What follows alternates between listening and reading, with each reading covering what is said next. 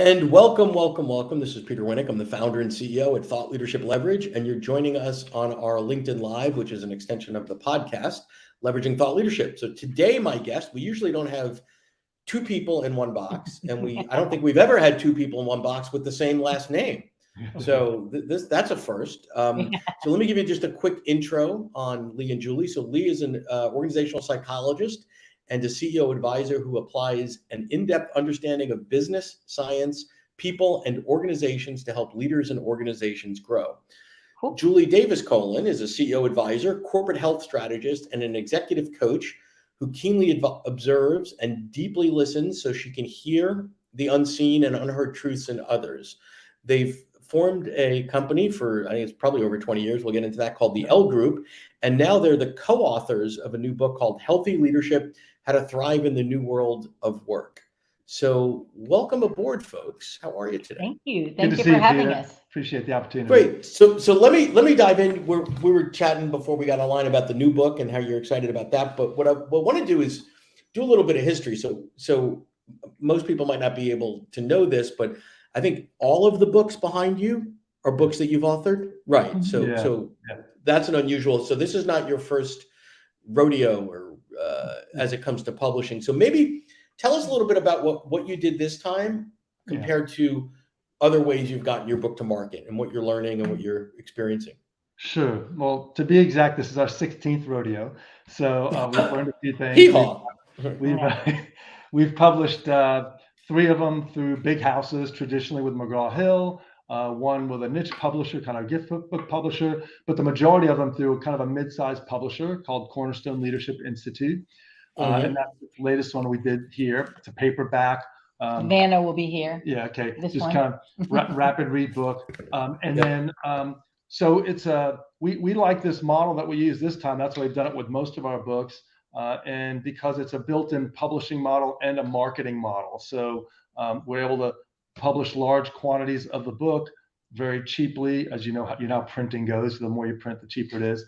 But then we also have a process where we can get it on people's desks. So it's called the direct mail sampling method.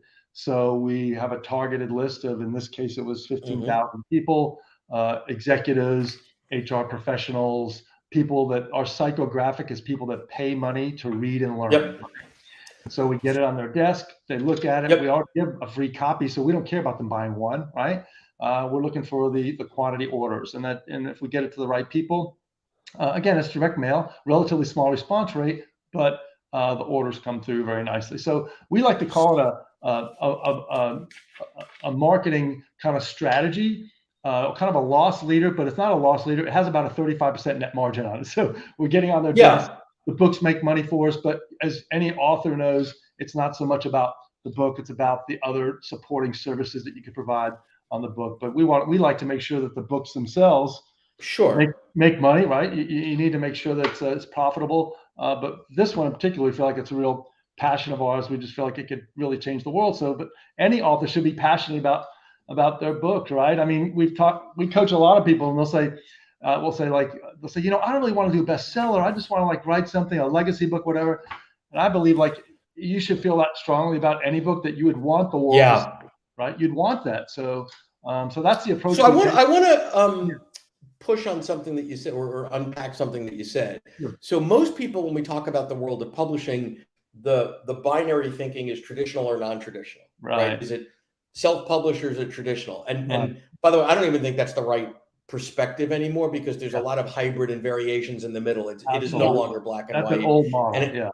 That's an old model. Number two, just because you're not publishing with a big publishing house doesn't mean that it's less than. I think there's a whole business model issue here. I think there's this time to market. I think there's control. But you put two things together that people don't often put together, where I think what you said was, I like to have in one house the publishing and the marketing. And I think what happens is, if you talk to most first-time authors, maybe some second-time authors that didn't learn all that well the first time, they're shocked that the publisher isn't responsible for marketing. Like, wait a minute, I thought like I sit there with my pipe and my tweed jacket and the words flow, and then somebody else, twitches their nose and magic happens and markets a book, right?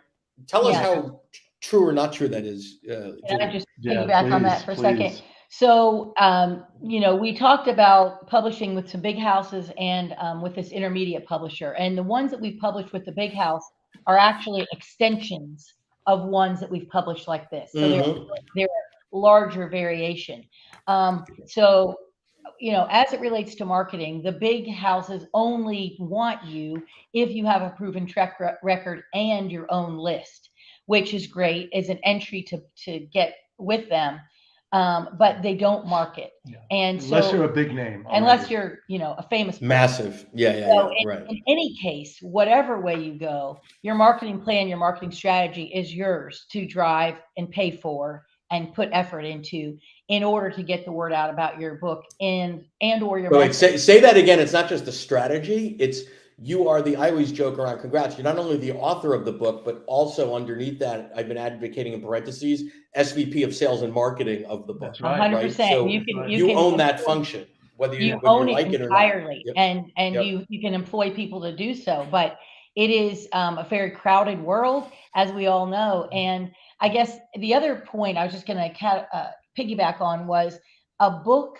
This is a learning, because you talked about, this being number 16 and what we've learned along the way. Very wise people have spoken into us along the way. And at first we might have had like a great idea, and our first one was our best idea and still is our best seller. But an idea in and of itself that we felt we needed to publish isn't a sufficient reason to publish. And, Right. I think probably your listeners, Peter, are probably well more informed than most. It's really our platform. It is our platform for other engaging services that Lee mentioned. Yeah. It is not just about writing this book and speaking on the book. Yeah. That is one offshoot. So thinking about the content and how it provides the context for more than just the key idea, but the context for the services you provide. Sure. So stay there for a minute. So the book, so there are a couple of things that you said. One is these books have led to traditionally published books. So it sounds like you're almost doing a little bit of sampling, market testing. I don't know how many pages, 150, it's less than a full book. Yeah. So it's really, you're getting market validation for a publisher, for another piece to say, do we go all in and write a bigger book or a bigger piece? Right. But I want to talk about that the platform leading to the other services. So, Lee said earlier, well, we make some money on the book, 35%, whatever. But the trick is whether that number was 35% or 40 or 20 doesn't change the world. What are your goals for the book relative to the business? And talk about the suite of services and offerings that you have in the business, because that's really where you make your money. Yeah, absolutely. Yeah. So Julie's the kind of the marketing guru in the business. And just to give an example, our first book did very well. We're very fortunate. So then I got our role. Then I did 5 books in the next 12 months. Stupidest thing we ever did. Right? Big investment time, because we thought, hey, this is the it worked so well. Number one, yeah, let's keep why on would going. it work well in all of them, right? And so then after that we slowed down and just said, you know what? Let's make sure that we're only writing something that supports the platform. So our platform, we're leadership advisors dedicated to healthy growth. So we have a healthy growth platform around creating a compelling purpose, around engaging your team, having an aligned culture, positive coaching, and excellent execution. So we have books around all the aspects. We call them growth factors to inspire healthy growth. But around that whole platform is something called healthy leadership. We believe that leadership either inhibits or enhances each of those growth factors. And so that's where this came from. So before the pandemic, we started a process of kind of repositioning and just re-looking at our company. What do we want it to look like for the next 10 years? Step back. What are we naturally gifted at? What do we love doing? What do we have resources around? What does the market need? Don't forget that. What does the market need? And we created this healthy growth platform. And that has really been very powerful for us to be very clear. And honestly, like when we went out back to our website, man, there was all kinds of crud out there. It's like, you know what?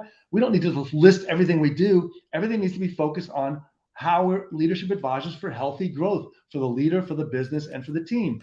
So it really helped clean things up a lot. And so it makes it much easier when you think about developing a product or a service, whether it's coaching or consulting. Now it's like much cleaner and easier. And we help other people do that too. Just think about, hey, any organization, the more focused you could be, the easier your decisions and your strategies are.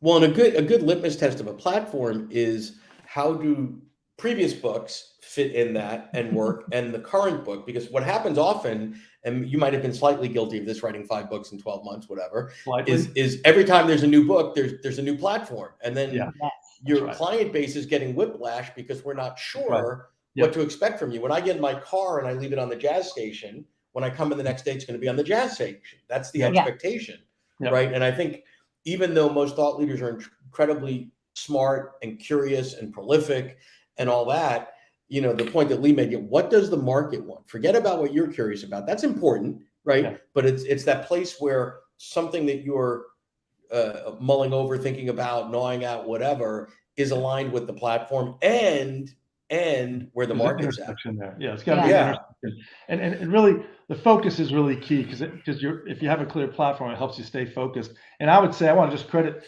Peter, you and your firm, because your models around what it takes to have a good platform and supporting tools and all that, we use that to help us think through the process. So all of your thought leadership in that area was really helpful and value added for us. So thank you publicly for that. Seriously, that was a big deal. Oh, thank you. I would say that the thinking that we did pre-pandemic that led us to the healthy growth model, led us to healthy leadership, is the most intensive thinking we've had in years since we started the business. Yes. Really trying to get clear and clear thinking. Very iterative. It was so iterative. And we have a light bulb moment, you think it's there, and then what we do is noodle on it. I mean, I don't even know how many permutations there are, but just thinking through to get to crystal clarity, which it's not easy. And I don't even know if you ever get absolutely there, but you think you're there eventually. But that's hard. You know, when our kids used to write papers in high school, they would say, help me out. And I'd say, well, where's the outline? They said, well, I don't have an outline, but I'm just all over the place. I was like, well, you can't have clear writing or clear speaking without clear thinking. And I think for a thought leader, that's really key too. It's like sometimes we just like to produce stuff, right? But it's that clarity of thought. And if you can get clarity of thought around your platform, about what you're all about and what you're passionate and skilled at intersects with what the market needs, now you're onto something. But it doesn't just like happen in one planning session.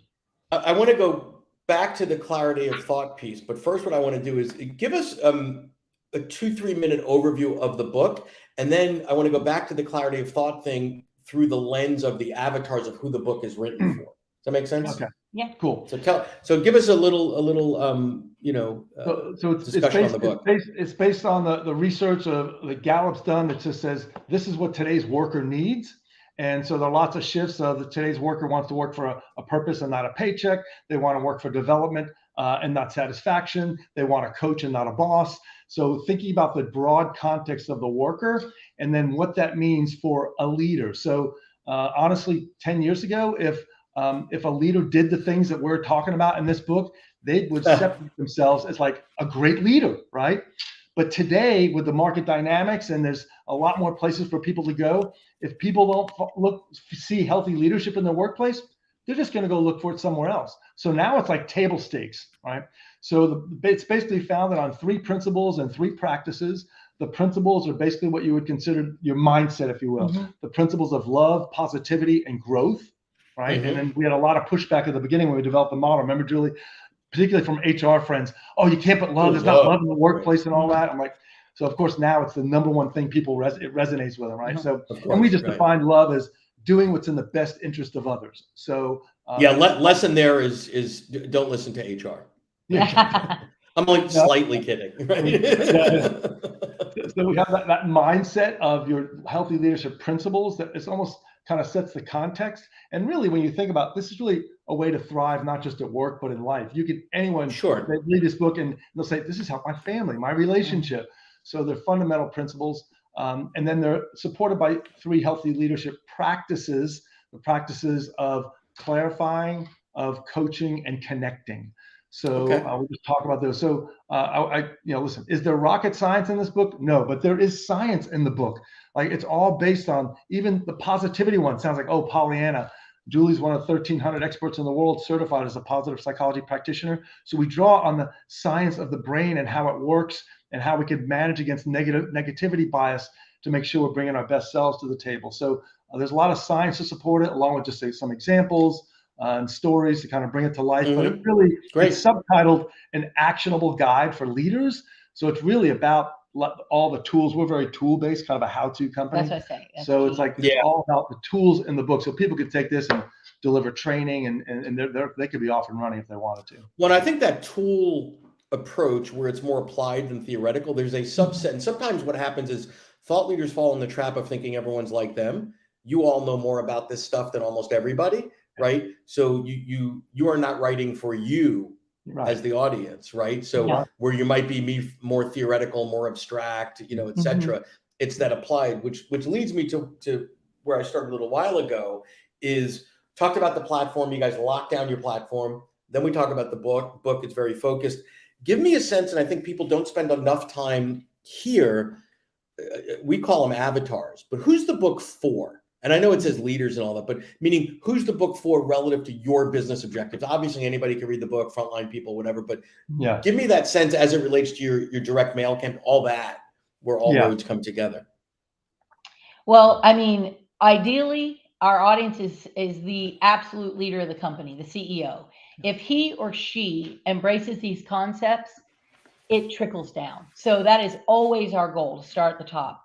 We spend most of our time coaching and interacting with people at that level. And so that is always the goal. However, what size organization? Because when people say at the top, if you're a solo practitioner, you're at the top. But if you're the CEO of IBM, you're at the top. Right. I'd say on the small end, and we used to try to describe this, but the fact is, excuse me, our ideal client, it's more about their mindset and the value they see in our kinds of services versus the size of the company. That said, on the small end, maybe a $50 million company, and we go easily up. In most cases, our companies are multi-billion-dollar clients. So.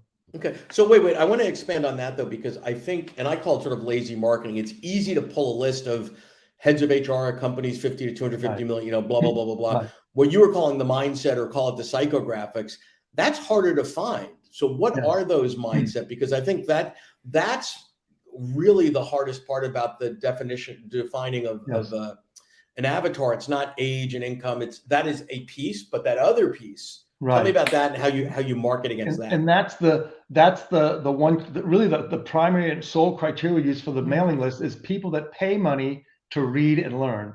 So someone that subscribes to CEO magazine, someone that someone that attended the local university executive MBA program, someone who purchased some videos for their team. So any buying pattern, it doesn't have to be a big dollar amount, but just shows that they're investing in themselves and in their team to learn.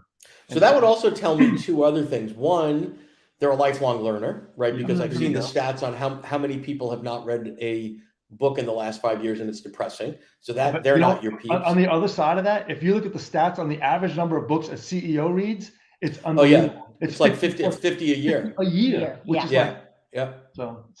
So anyway, so number one is they're a lifelong learner, which is a trait. But number two, you have validated that with a purchase, right? So they bought, if somebody went to an executive MBA program, all the things you described, that's interesting, right? So I think that, and then you can double click on that and get the, size of company, et cetera, et cetera. And Peter, I would say on a micro scale, one of the things that LinkedIn provides beyond LinkedIn Learning is the ability to see how people think and what they respond to. And in particular, this is probably where I try to link with like-minded top business leaders, and not just thought leaders, but people in companies who have like-mindedness. And it's very clear to see that based on what they post about their company and all of that. So, and as a supplemental strategy, we can look at a micro, level at who actually may not have been on that list, but who thinks in this realm, because convincing someone to have this mindset is not what we're about. We want to give people tools that have an open growth mindset to execute these principles within their company and their leaders. And then to piggyback on that, Peter, I think something for thought leaders is really important that we always think about pushing stuff out, but we spend most of our time just trying to add value for people. 100%. So we host CEO lunches in our Dallas area. We won't charge them. They're just freebies. Come in, we'll talk, we'll help you out, blah, blah, blah. We're sending out these free books. We have free newsletters. We're coaching the kids of our clients. I mean, just any way we could help people to add value to their life. That's really we consider our business kind of a personal calling, but I think sometimes thought leaders can get caught up like just pushing their stuff out. And I think the thing is too, is we're focused on like, yeah, we want to push good stuff out, but it's really also about how do we add value for you? Like, how do we help them? And so that's there's great. not remuneration at the end of every relationship. Mhm. In fact, very few of them, but we just have to keep adding value and adding. And if you're doing that, when people do have a buying decision, we find that it's not competitive. They call us because it's like, oh, you guys have been helping us. We went to your lunches, we got your books, and they're not as price sensitive. So I mean, those are two big things for someone, you know. So to me, it's about. Well, I think you're right, because I think there's an old school thinking amongst a subset of authors and thought leaders that, well, if I give it away, nobody will pay for it. And it's actually the opposite, right? Mhm. So the more you give away, and I'm not saying give it away to someone that would have been a paying client, but the more the work is out there, the more they're interacting with it, the more they're reading about your stuff, they're more familiar. And exactly like you said, when they're ready, it's interesting.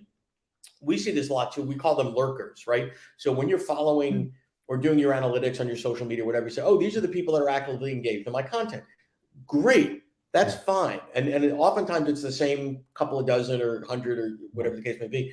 And then every now and then it's sort of like the snake bite. Like out of nowhere comes someone and they get you on a call like, okay, ready to rock and roll. Let's go do this. You're like, where the heck did they come from? And they'll say something like, I've been following your stuff for years and I wasn't ready. Or their quote back to you, something that you wrote or something that you did or a video that you did. And I find it's hard to know when they're going to strike, but it happens consistently enough that it's not an anomaly, that people are consuming your stuff. And I think what happens is all of us in professional services, we theoretically always have the supply, right? What we don't know is at what moment in time does the client have the demand based on all the other things they need to do, could do, can afford to do. So I love the fact that you're giving it away. And like you said, you're not competing, right? They're less price sensitive.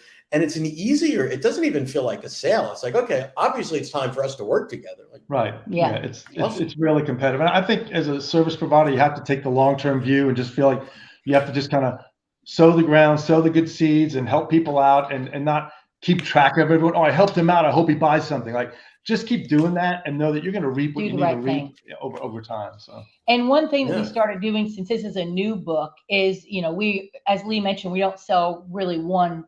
If people want one book, they go to Amazon. But for our large orders, we follow up and offer for their leaders, if the top leaders want to have a book discussion after they've read the book or a couple things, we will give a complimentary hour and just have a powwow with them and just talk about the book or how it resonates with them, how they might use it, what fits, what doesn't fit.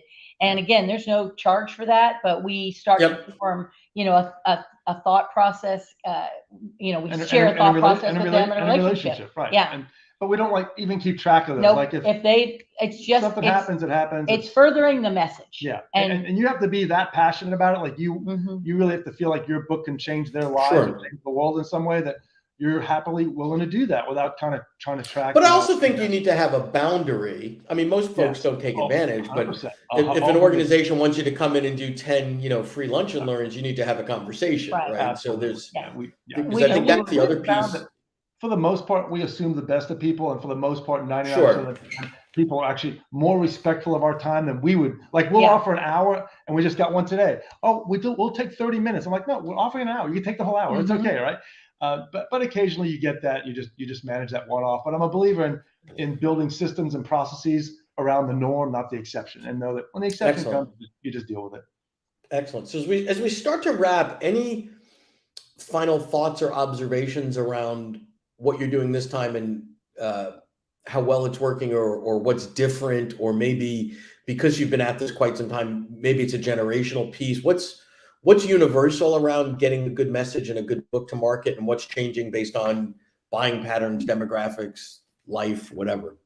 Yeah, we send out, we used to send out 40,000 free copies at a time, right? This time we only send out 15,000, just because it's harder to find these lists, because people, due to privacy concerns, people are more concerned about giving their list, we buy it, but even selling their list, right? We understand that. So that's kind of changing a little bit. But I would say, like, in general, our big thing is, like, we're always trying to learn. Like, we're always testing something new from a marketing standpoint. I love that. Yeah. If it works, we double down. If it doesn't work, we go something else.